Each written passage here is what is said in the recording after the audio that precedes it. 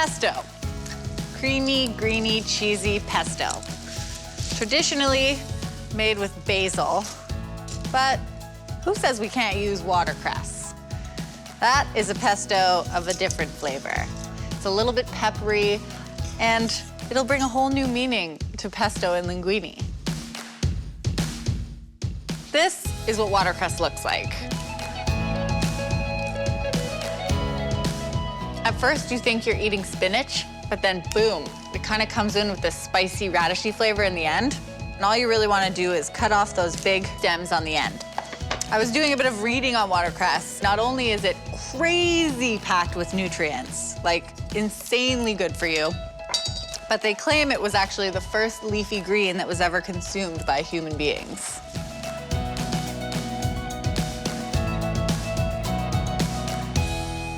That's it for my greens. These are pine nuts, which are traditionally used for pesto. They're a little bit creamy and rich. And once you blast these pine nuts up with your greens, they get really smooth and nutty.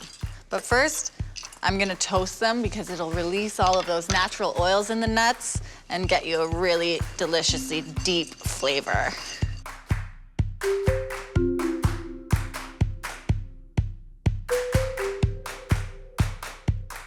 The warmth of these pine nuts will actually help wilt down the watercress just a little bit.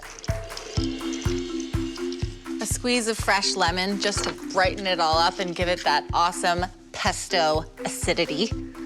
And some fresh grated parm, which will add some cheesy, salty sharpness.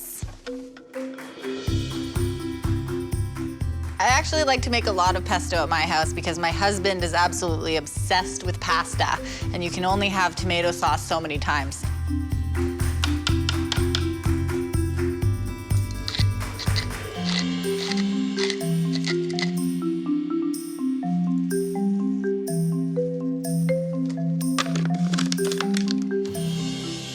When it comes down to making things that only have a few ingredients, you really want to use the best quality ingredients you can. So if you can get some great extra virgin olive oil, it'll really change the game.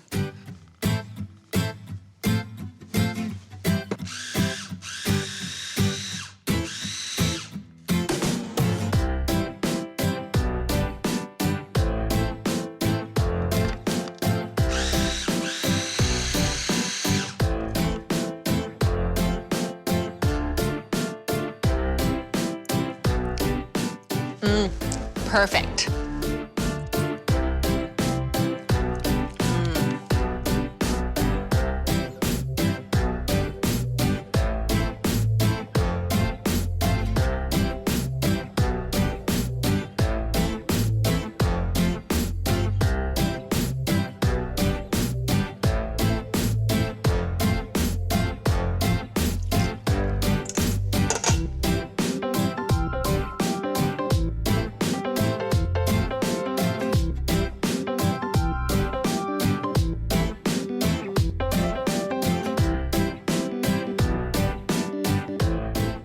I'm gonna add some fresh cherry tomatoes for a little kick of acidity and sweetness.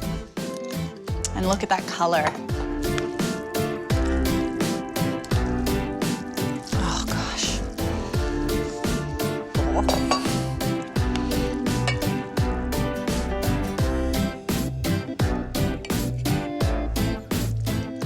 A little bit of fresh Parmesan to top it all off. Oh my gosh. And last but not least, a few sprigs of fresh watercress.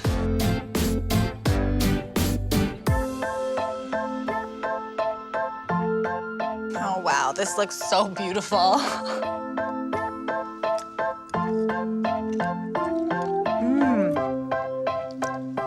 The brightness of the fresh lemon juice and the peppery watercress, and you can really taste those nutty, warm pine nuts